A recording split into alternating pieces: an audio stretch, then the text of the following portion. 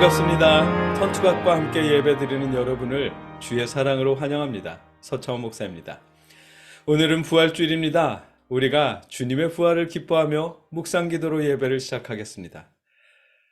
여호와는 나의 능력과 찬송이시요 또 나의 구원이 되셨도다. 의인들의 장막에는 기쁜 소리, 구원의 소리가 있으며 여호와의 오른손이 권능을 베푸시며 여호와의 오른손이 높이 들렸으며 여호와의 오른손이 권능을 베푸시는도다. 아멘. 사랑의 아버지 하나님, 우리가 부활을 기뻐하며 예배드립니다. 부활의 이 기쁨이 진실한 기쁨이 되게 하시고 삶의 염려와 근심을 밀어내는 소망이 되게 하여 주시옵소서. 예수님의 이름으로 기도드립니다. 아멘. 우리가 함께 부를 찬송은 찬송가 165장입니다. 주님께 영광, 함께 찬송하겠습니다.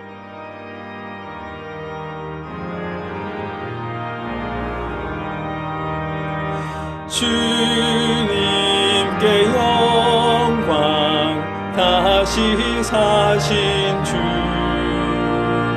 사망 권세 모두 이기시었네. 흰 옷 입은 천사 돌을 옮겼고 누우셨던 곳은 비어 있었네. 주님께 영광, 다시 사신 주, 사망 권세 모두 이기시었네.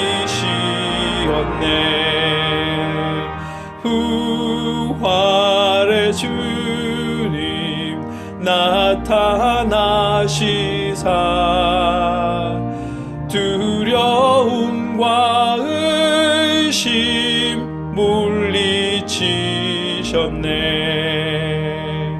주의 교회 기뻐 찬송하여라. 다시 사신 주님 죽음 이겼네.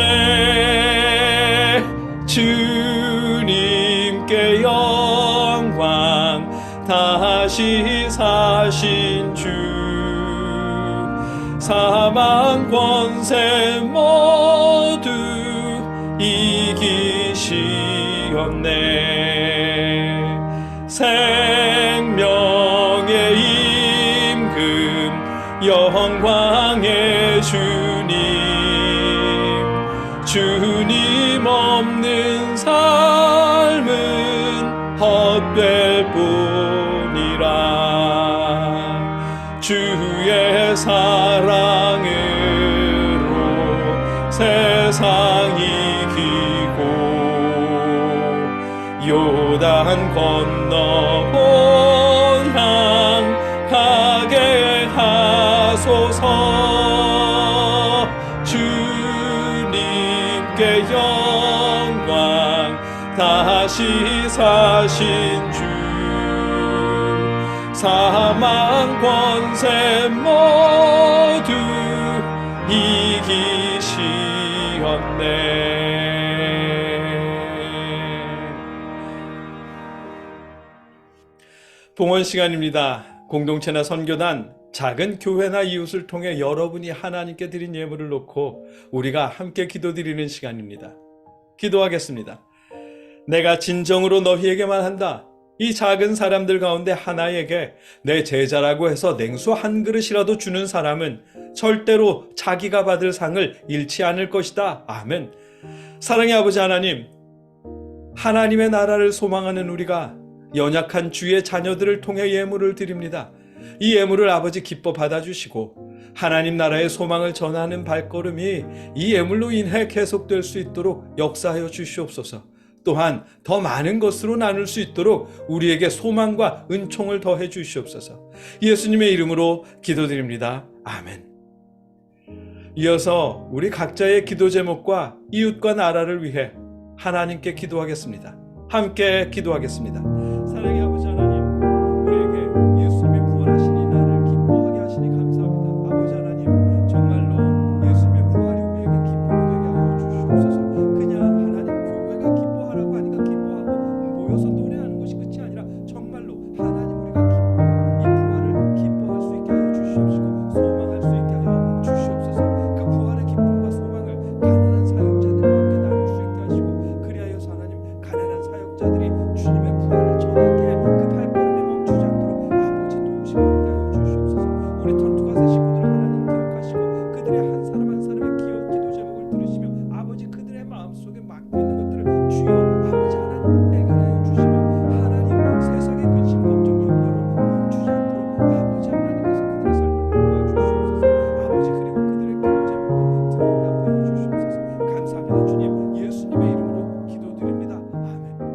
사랑의 아버지 하나님, 우리의 기도를 들어주시옵소서. 작은 교회들과 주님의 자녀들이 믿음을 잃지 않도록 그들의 삶을 돌봐 주시옵소서. 감사합니다. 예수님의 이름으로 기도드립니다. 아멘. 나는 전능하신 아버지 하나님 천지의 창조주를 믿습니다. 나는 그의 유일하신 아들 우리 주 예수 그리스도를 믿습니다. 그는 성령으로 잉태되어 동정녀 마리아에게서 나시고 본디오 빌라도에게 고난을 받아 십자가에 못 박혀 죽으시고 장사된 지 사흘 만에 죽은 자 가운데서 다시 살아나셨으며 하늘에 오르시어 전능하신 아버지 하나님 우편에 앉아 계시다가 거기로부터 살아있는 자와 죽은 자를 심판하러 오십니다. 나는 성령을 믿으며 거룩한 공교회와 성도의 교제와 죄를 용서받는 것과 몸의 부활과 영생을 믿습니다. 아멘. 하나님의 말씀을 나누겠습니다. 오늘 우리가 읽고 나눌 하나님의 말씀은 요한복음 21장 1절로 4절까지의 말씀입니다. 한 목소리로 함께 읽겠습니다. 그 후에 예수께서 디베랴 호수에서 또 제자들에게 자기를 나타내셨으니 나타내신 일은 이러하니라. 시몬 베드로와 디두모라 하는 도마와 갈릴리 가나 사람 나다나엘과 세베대의 아들들과 또 다른 제자 둘이 함께 있더니 시몬 베드로가 나는 물고기 잡으러 가노라 하니 그들이 우리도 함께 가겠다 하고 나가서 배에 올랐으나 그날 밤에 아무것도 잡지 못하였더니 날이 새어갈 때에 예수께서 바닷가에 서셨으나 제자들이 예수이신 줄 알지 못하는지라. 아멘. 예수님이 부활하셨습니다. 부활절이 되면 어느 정도 규모가 있는 교회마다 성가대 칸타타를 하는데 정말 대단하다는 느낌이 듭니다.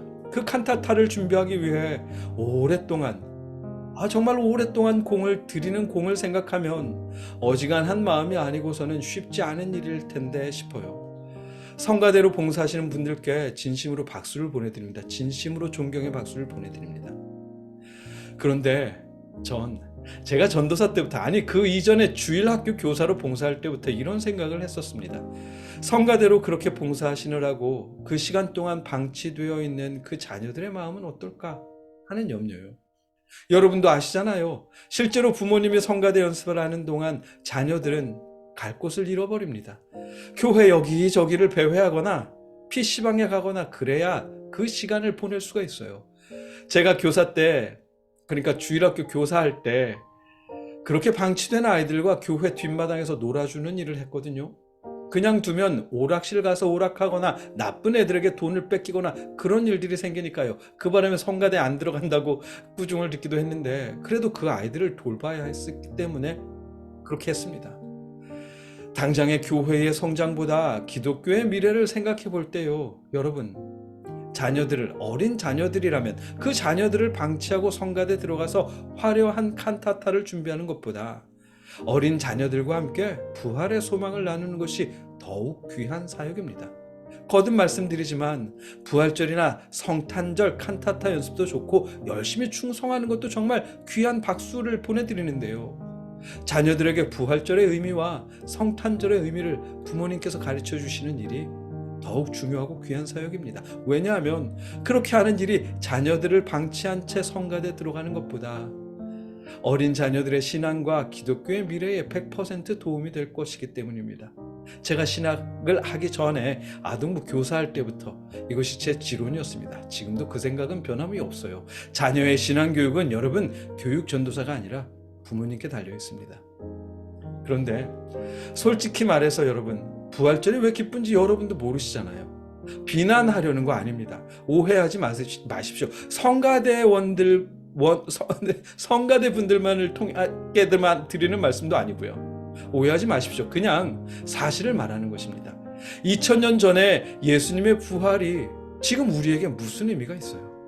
당장 아이들 성적이 떨어질까 걱정이고 물가 오르고 전기세 오르는 바람에 다음 달 공과금이 염려되고 전세 기간이 끝나가는데 전세금 올려달라고 하지, 저처럼 월세 사는 사람들은 월세 낼 때가 다 되어가는데 통장은 비어가지, 아이들은 학원비 달라 하지, 옷 사달라 하지, 벚꽃도 구경 가야 하지, 돈 들어가는 길은 태산인데 벌이는 현찮지 않지. 솔직히 교회가 부활절을 축하하니까 덩달아 축하하고 칸타타 하는 거지, 예수님의 부활이 지금의 여러분에게 기쁠 일 하나도 없잖아요. 아닌가요? 제가 너무 부정적으로 말하는 건가요? 그러고 보니 목사가 너무 은혜가 안 되게 말하는 것 같기도 하네요. 죄송합니다. 그런데 여러분, 예수님의 제자들도 처음엔 다 그랬습니다. 오늘 본문 보세요. 오늘 본문은요, 예수님이 부활하시고 부활하신 예수님을 제자들이 만난 이후에 있었던 일입니다. 요한복음 20장, 그러니까 오늘 본문보다 앞부분을 보면 제자들이 이미 부활하신 예수님을 만났거든요. 예수님 손에 못자국과 옆구리에 창자국을 보고 예수님의 부활을 기뻐했어요. 요한복음 20장 20절입니다. 제가 읽어드리겠습니다. 이 말씀을 하시고 손과 옆구리를 보이시니 제자들이 주를 보고 기뻐하더라. 아멘. 제자들은 부활하신 예수님을 만났고 예수님의 부활을 같이 기뻐했습니다. 심지어 오늘 본문 속 도마라고 하는 제자는 예수님의 손에 못자국을 만져보기까지 했습니다. 예수님은 그런 제자들에게 평강과 성령을 선물하셨고요. 요한복음 20장 21절로 21절입니다. 역시 제가 읽어드리겠습니다. 예수께서 또 이르시되 너희에게 평강이 있을지어다. 아버지께서 나를 보내신 것 같이 나도 너희를 보내노라. 이 말씀을 하시고 그들을 향하사 숨을 내쉬며 이르시되 성령을 받으라. 아멘. 예수님이 죽은 후에 두려워 떠는 제자들에게 부활하신 예수님은 평강을 선물하셨고 하시면서 성령도 주셨습니다. 네, 제자들은 예수님의 부활을 직접 보았고 경험했어요. 그런데 그래서 라는 듯 생업으로 돌아갔습니다. 오늘 본문 3절입니다. 함께 읽겠습니다. 시몬 베드로가 나는 물고기 잡으러 가노라 하니 그들이 우리도 함께 가겠다 하고 나가서 배에 올랐으나 그날 밤에 아무것도 잡지 못하였더니 아멘. 예수님의 부활을 목격했고 기뻐하기도 했지만 그래서 그냥 생업으로 돌아갔습니다. 거듭말하지만 부활하신 예수님을 이미 만난 이후라니까요. 요즘 교회가 흔히 하는 말처럼 영적으로 예수님의 부활을 경험한 것이 아니라 실제적으로 다시 살아난 예수님을 눈으로 보고 손으로 만지기까지 했다고요. 게다가 예수님께서 하시면서 직접 부어주신 성령님을 받았습니다. 그런데도 제자들은 생업으로 돌아갔다고요. 예수님의 부활을 계속해서 기뻐하며 기념하지 않았다고요. 심지어 생업에 열중하느라 옆에 계신 예수님도 몰라봤습니다. 오늘 본문 4절입니다. 날이 새어갈 때에 예수께서 바닷가에 서셨으나 제자들이 예수이신 줄 알지 못하는지라. 아멘. 부활하신 예수님을 이미 만났고 만져봤고 성령을 체험했지만 생업에 열중하는 제자들은 예수님을 알아보지 못했습니다. 예수님의 부활이 잠깐의 기쁨 그 이상이 되지 못했습니다. 그도 그럴 것이 예수님이 부활하신 것은 기쁜 일이지만 그게 어쨌다고요. 다 끝난 일인데 왕이 될 거라 생각한 예수님은 죽으셨고 한 자리 차지할 걸로 알았던 제자들의 꿈도 다 끝났습니다. 이제 와서 예수님이 부활했다고 해봤자 그래서 어쨌다고요. 전부 다 흩어졌는데 돌아가신 줄 알았던 예수님께서 다시 살아나신 것은 기쁜 일이지만 딱 거기까지입니다. 현실에서는 그 이상의 의미가 없었어요. 처음 예수님을 만났을 때 현실에서 이루려고 했던 모든 꿈은 이미 물거품이 되었거든요. 현실의 꿈이 물거품된 제자들에게 예수님의 부활은 큰 의미가 없었습니다. 그건 현실에만 묶여있는 한 누구에게라도 마찬가지입니다. 지금의 우리는 아니겠어요? 부활절 칸타타를 위해 모여서 연습하는 동안 그 열정 정말 멋있습니다. 정말로 존경합니다. 드레스 코드도 맞춰서 예쁘고 멋진 옷 입고 많은 사람들 앞에서 노래 부르는 그 순간의 자신의 모습은 생각하면 왕년에 젊었던 자기 모습이 되살아난 것 같고 옆에 다른 사람들이랑 목소리를 맞출 생각은 안 하고 자기가 더 멋있게 보이려고 목소리 크게 하고 동영상 찍은 거 보면서 혼자 만족하고 솔직하게 칸타타를 연습하고 부르는 자신의 모습이 만족스러운 것이지 예수님의 부활이 기쁜 건 아니잖아요. 죄송합니다. 모두를 한꺼번에 폄훼하려는 것 아닙니다. 여러분들이 그 안에서 부활을 기뻐하며 찬양을 부르시는 분들이 계실 것으로 믿고 그분들께도 존경의 박수를 보내드립니다. 결코 비아냥거리는 것처럼 여기지 마십시오. 거듭 말씀드리면 비아냥거리거나 비난하는 거 아닙니다. 정말로 그런 거 아닙니다. 다만 우리가 예수님의 부활이 기쁜 거 맞는지, 정말로 부활이 기쁜지, 부활이 기쁘다면 왜 기쁜지 진지하게 묻는 것입니다. 여러분, 정말 예수님의 부활이 기쁘세요? 그럼 왜 기쁘세요? 현실에 집중하며 생업에 열중하는 제자들도 심지어 예수님이 성령 받아라 후 하시면서 성령님을 주신 이후에도 제자들은 예수님의 부활이 더 이상 기쁘지 않았는데요. 여러분은 기쁘세요? 여러분, 예수님의 부활은요, 현실에만 집중하는 사람들에겐 기쁨이 될 수가 없습니다. 천국을 소망하지 않는 사람들에게 부활은 기쁨이 되지 못해요. 예수님이 부활하셨다고 월세가 해결되는 것 아니거든요. 예수님이 부활하셨다고 자녀의 성적이 오르는 거 아닙니다. 공과금이 해결되는 것 아니고요. 당장 쌀값조차 없는 마당에 예수님이 부활하셨다고 쌀값이 생기지 않습니다. 그런 현실에 대한 걱정과 염려가, 실제적인 염려가 우리 마음속에 가득한데 예수님의 부활이 어떻게 기쁘겠어요? 예수님의 부활이 우리 마음속에 비집고 들어올 수 있을 만큼 현실에 매여 있는 우리 마음에는 공간이 없는걸요. 그럼 돈이 좀 많으면 예수님의 부활이 기쁠까요? 설마요. 삼성기업의 회장이 예수님을 믿으면 예수님의 부활을 기뻐할 수 있을까요? 대한민국에서 돈이 제일 많은 사람일 텐데요. 설마요. 지금 삼성 반도체 재고량을 해결하기 위해 생산량을 감축하네 어쩌네. 머리 싸매고 있을 텐데요. 이른바 또 자신들의 입으로 최고 엘리트라고 말하는 저 국회의원들은, 그중에 교회 다니는 양반들은 예수님의 부활이 기쁠까요? 설마요. 어떻게 하면 정쟁에 이기고 다음 총선에 당선될까 머리 싸매고 있을걸요? 예수님의 부활은요, 돈이 많건 적건 현실에 묶여있는, 그래서 하나님의 나라를 바라보지 않는 사람들에게는 결코 기쁨이 될 수가 없습니다. 제자들이 예수님의 부활을 기뻐하고 예수님의 부활을 전하기 시작한 것도 현실을 넘어 하나님의 나라를 소망할 때부터였습니다. 베드로 역시 마찬가지였고요. 베드로전서 1장을 보면 3절로 4절에 우리 주 예수 그리스도의 아버지 하나님을 찬송하리로다. 그의 많으신 긍휼대로 예수 그리스도를 죽은 자 가운데서 부활하게 하심으로 말미암아 우리를 거듭나게 하사 산 소망이 있게 하시며 썩지 않고 더럽지 않고 쇠하지 아니하는 유업을 잊게 하시나니 곧 너희를 위하여 하늘에 간직하신 것이라. 아멘. 하나님께서 예수를 죽은 자 가운데서 부활하게 하시고 제자들에게 하나님의 나라를 소망하게 하시고 유업을 하늘에 두셨다는 그 믿음과 소망을 품었을 때, 그때 비로소 베드로도 부활을 기뻐하고 부활의 소식을 전했습니다. 현재가 아니라 세상 모든 사람들이 반드시 겪게 되는 죽음, 그 이후를 소망했을 때, 죽음 이후를 두려워하지 않고 하나님의 나라가 있음을 믿으며 소망했을 때 제자들은 예수님의 부활을 기뻐했고 그 소식을 전했습니다. 여러분에게도 현실의 염려보다 하나님 나라에 대한 소망이 더 커지고, 그래서 예수님의 부활이 여러분에게 참된 기쁨이 될 수 있기를 바랍니다. 부활이 기쁨이 된다는 것은요, 여러분, 다시 한번 말씀드리지만 하나님의 나라를 소망한다는 이야기입니다. 하나님의 나라를 소망한다는 말은 죽음 이후를 준비한다는 뜻이고요. 죽음 이후를 준비한다는 말은 현실에 있는 자신에게만 집중하지 않는다는 말이고, 그 말은 주변을 둘러볼 수 있다는 말입니다. 여러분, 주님의 부활을 기뻐하신다면 여러분 주변을 둘러보십시오. 그리고 여러분의 도움이 필요한 곳에 여러분의 정성으로 하나님의 손길을 베푸십시오. 여러분의 도움이 필요한 곳 정말 많습니다. 상가 건물 한편에 조그맣게 간판이 있는 교회들, 시골 농어촌의 교회들, 그런 곳은요, 부활을 소망하고 기뻐하는 여러분들의 도움이 절실하게 필요합니다.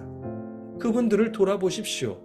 하나님의 나라를 전하는 그분들의 발걸음이 염려와 걱정 때문에 멈추지 않도록, 쌀값 때문에 멈추지 않도록 부활을 기뻐하고 소망하고 찬양하는 여러분께서 도움을 전하십시오. 그것이 하나님의 나라를 소망하는 사람들의 행동이고 부활을 기뻐하는 사람들의 모습이며 죽음 이후를 준비하는 자들의 삶입니다. 여러분, 예수님의 부활이 여러분에게 기쁨이길 바랍니다. 여러분이 긴 시간 공을 들여 칸타타를 연습할 만큼 예수님의 부활이 진정한 기쁨이 되길 바랍니다. 그리고 부활을 기뻐하는 여러분들의 손길을 통해 부활의 기쁨을 전하는 이름 없는 사역자들의 발걸음이 계속될 수 있기를 주님의 이름으로 기원합니다. 기도하겠습니다. 사랑의 아버지 하나님, 우리가 부활의 기쁨을 노래합니다. 이 기쁨이 노래로만 끝나는 것이 아니라 우리의 삶에도 넘치게 하여 주시옵시고 부활의 소망을 전하는 사역자들에게도 전해질 수 있도록 아버지 역사하여 주시옵소서. 감사합니다. 주님, 예수님의 이름으로 기도드립니다. 아멘. 내 맘속에 참된 평화 있네. 주 예수가 주신 평화. 시험 닥쳐와도 흔들리지 않아. 귀하다 이 평안함. 주가 항상 계셔 내 맘속에. 주가 항상 계셔 기쁘다. 주 나의 맘에 계셔 위로하시네. 어찌 내가 주를 떠나 살까. 아멘. 이제는 우리를 대신해서 십자가에 죽으신 주 예수 그리스도의 크신 은혜와 우리를 위해 독생자를 보내신 아버지 하나님의 무한하신 사랑하심과 우리에게 부활을 기뻐하며 소망하게 하시는 성령님의 역사하심이 함께 예배드린 우리 턴투갓의 모든 식구들 위해 그 가정과 사업체와 또 주님의 이름 없는 사역자들 위해 이제로부터 영원까지 함께 하시기를 주님의 이름으로 간절히 축원하옵나이다. 아멘.